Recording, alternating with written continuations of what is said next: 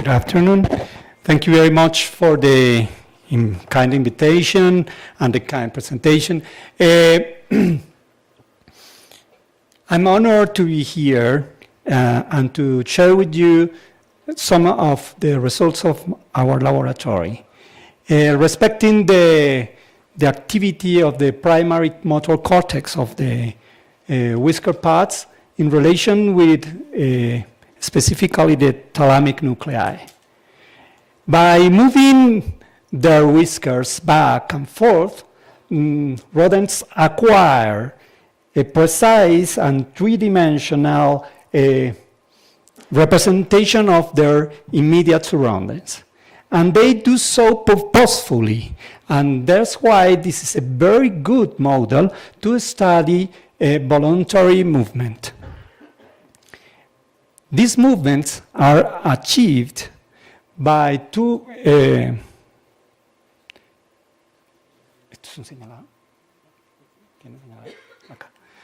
This is achieved by the action of two different and antagonistic muscle groups. The first one is the intrinsic muscles, which contracture moves the Vibrissal forwards, and the extrinsic muscles, which contractions move the whiskers backwards. Okay, and such muscles are under the control of motor neurons located in the facial nucleus. The facial nucleus is under the control of many premotor structures, but only 14 years ago, it was clearly demonstrated that in rodents, there is a direct monosynaptic projection from the agranular medial cortex, the primary motor cortex, towards the facial nucleus. By the same time, we started to study the primary motor cortex and recording in vivo in alert behaving rats simultaneous electromyographic recording in the whisker pad and electrocorticographic recording in the contralateral primary vibrissal motor cortex. And we found two different functional states. In one, the field potential is characterized by slow and very low amplitude oscillations associated with little or no spiking in the pyramidal cells in the same cortical column, and with no electromyographic activity in the contralateral whisker pad. But such periods are interrupted by the sudden appearance of high amplitude, fast oscillations. Well, not so fast, 10 to 20 hertz oscillations in the field potential. This is the alpha to beta band, and these oscillations are associated with an increase in the firing of multiple units in the layer 5. And these two are associated with a delay with rhythmic activity in the intrinsic musculus in the whisker pad.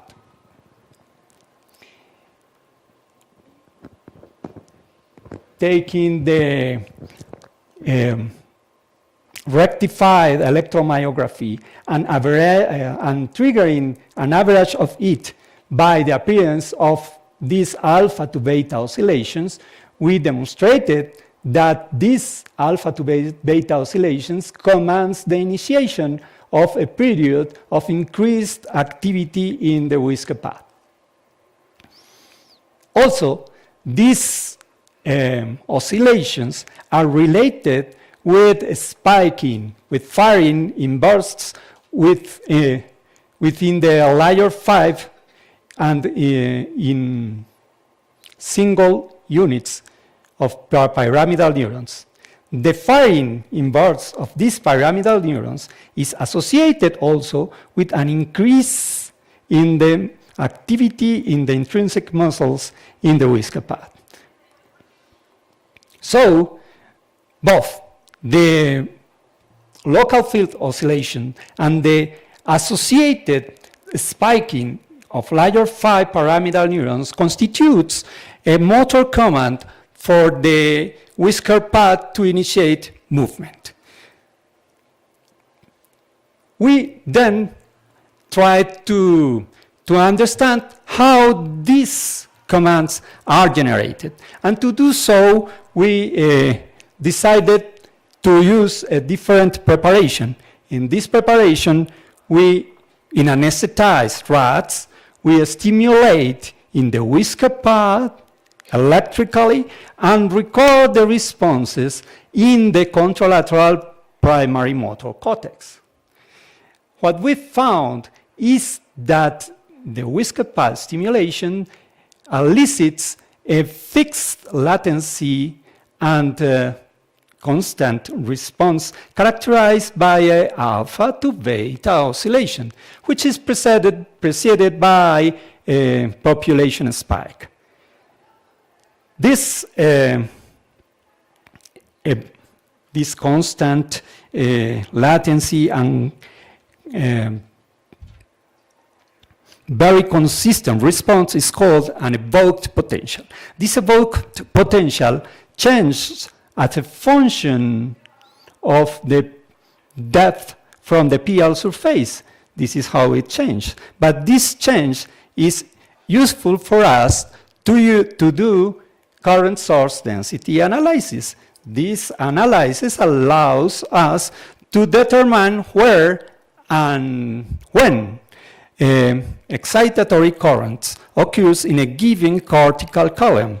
In this case, we can see that the alpha-beta oscillation is initiated by an excitatory input to the layer 5A, and that this activity is propagated backwards towards deeper layers of the deeper parts of the layer 5B, and also to the layer 3 and to the layer 2 of the same cortical column. This suggests that this represents the recruiting of more pyramidal neurons in the same column and in other columns, maybe in the contralateral hemispherium, in order to attain a more powerful motor command. But in addition to the constant latency evoked responses, there are variable latency and inconstant responses called induced potentials. These induced potentials happens to occur with a theta band periodicity, more or less 4 to 6 times per second. And in addition to the evoked and the induced potentials, we also find spontaneous alpha to beta oscillations. And these spontaneous oscillations, when the animal is not stimulated, occur with a low frequency and with no clear periodicity. However, after a period of whisker pad stimulation, the frequency of spontaneous oscillations increases, and also its rhythmicity. The rhythmicity here is in the theta band also. So we have a very good model to study motor commands and how they are initiated. But the rhythmicity, the theta rhythmicity of the induced and the spontaneous oscillations must be initiated by the functional interaction between the cortex and some other structure. To start for, we decided to explore the relationships with two thalamic nuclei that are part of the paralepnical and the lepnical pathways that analyze the somatosensory information respecting the Vibrissal.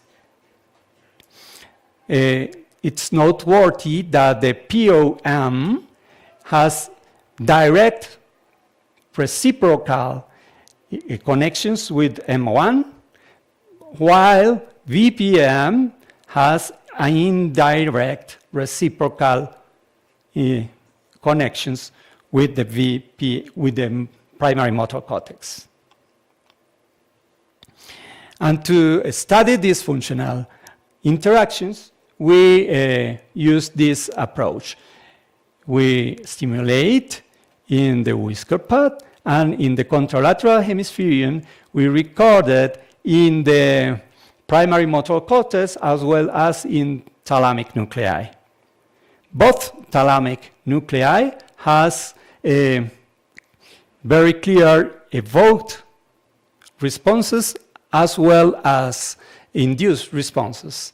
And to study the interactions between the thalamic nuclei and the cortex, we use two approaches.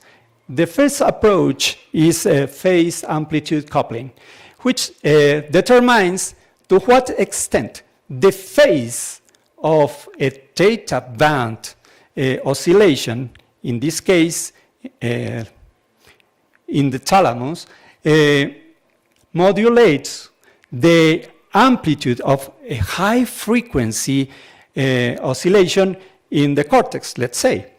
And here there are two representative interactions. In this case, there is a very strong coupling between theta band and gamma and high frequency oscillation bands. It's clear and very well organized, while this is a very poor coupling between one structure and the other. And the very interesting thing of this procedure is that we can do it in the reverse sense. So we can explore the interactions from the thalamus to the cortex, for example.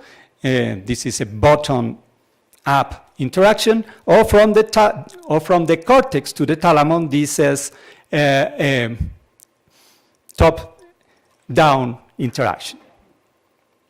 The other approach is the coherence, phase coherence, in frequency and time domains. This approach evaluates how tightly the phase difference is maintained between the oscillations in two structures over time. In this case, is presented the phase coherence between the primary motor cortex and the POM in absence of whisker pad stimulation.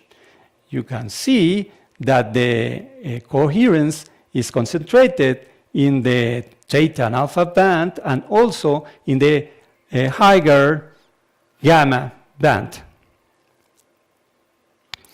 But how it changed as a function of the stimulation? Okay, in the absence of a stimulation, we can see that the coherence is concentrated in an alpha and theta band and also in the higher gamma band. The bottom-up interaction is a little bit organized. It is represented by this arrow, and the top-down interaction is very poor and is represented by this descending arrow. After the whisker pad stimulation, the coherence shifts towards theta and alpha bands. But there is a very clear-cut coupling between the thalamus and the cortex, bottom up. In the peak of the theta oscillation. But in the opposite direction, from the cortex to the thalamus, there is also a very intense coupling, but in antiphase. This is reciprocating the input, the sensory input. Bottom up, top down.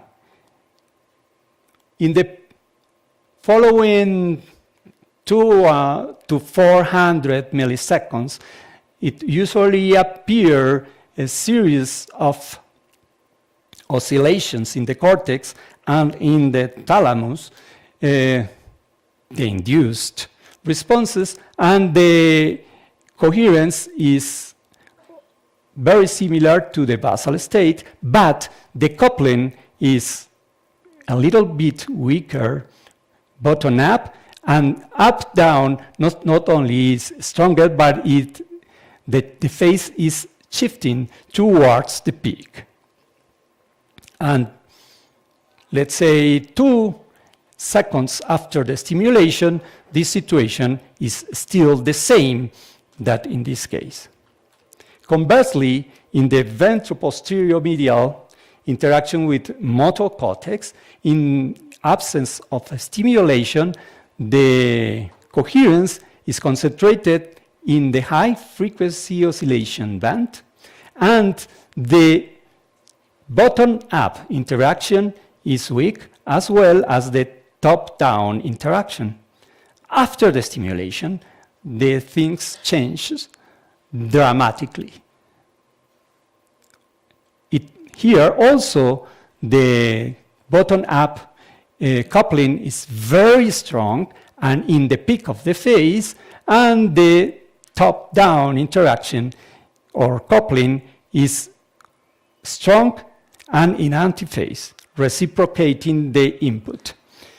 However, during the induced oscillations and during the late period, this coupling disappears almost completely. So it is very different, the interaction between these thalamic nuclei and the motor cortex. Only during the evoked potential, both have a strong bottom-up and top-down interaction, but only during induced oscillations, the motor cortex has a strong top-down interaction with the POM, with the POM. This is what one expects to find for a stimulation-induced motor command, and this is what one expects to find when a motor command is intrinsically generated, let's say voluntarily generated. Well, to finish, I would like to present you the team that have worked with me to obtain these results, and some of the financing source we have obtained over the time. We are now exploring more interactions of the motor cortex with other structures like the hippocampus, the striatum, and the contralateral motor cortex during the generation of motor combats. That's all. Thank you very much.